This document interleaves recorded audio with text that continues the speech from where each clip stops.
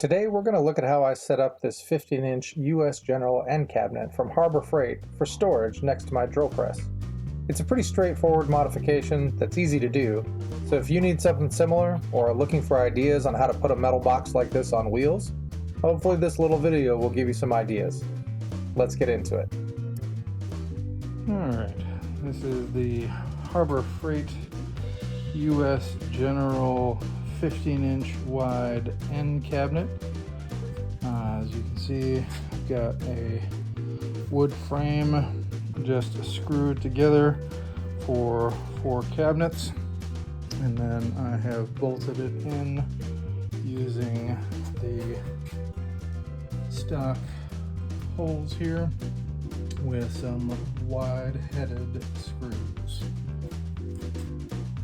And this guy serves as the drill press cabinet with all of my drills and Forstner bits and whatnot